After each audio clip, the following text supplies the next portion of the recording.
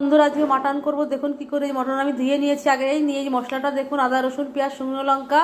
এই যে মটনে আমি টক দই দিচ্ছি, টক দই দিয়ে লবণ দিলাম, লবণ দিয়ে মশলাটা দিয়ে দেবো, মশলাটা দিয়ে সুন্দর করে মেখে নেবো। হলুদও দিয়ে দিচ্ছি, তেলটা দিয়েছি কিন্তু আপনাদের আমরা দেখাতে পারিনি। যেদিকে কড়াই বসিয়ে দিচ্ছি, কড়াই দিয়ে তেল তেল গরমে তেলে আলুটা ভেজে নিলাম।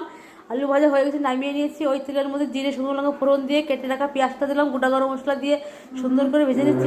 পেঁয়াজটা ভাজা হয়ে গেছে, তার মধ্যে মটনটা দিয়ে দিচ্ছি, টমেটো দিলাম, দিয়ে নেড়ে চেড়ে নিচ্ছি। এখন কালারের জন্য একটু শুকনো লঙ্কার গুঁড়ো দেবো, কাশ্মীরি, দিয়ে আবার ঢেকে দেবো। নেড়ে চেড়ে ঢেকে দিয়ে ভিডিওটি যদি ভালো লাগে অবশ্যই লাইক সাবস্ক্রাইব কমেন্ট করে, বন্ধুরা দেখছে সাবস্ক্রাইব করে দয়া করে করবেন।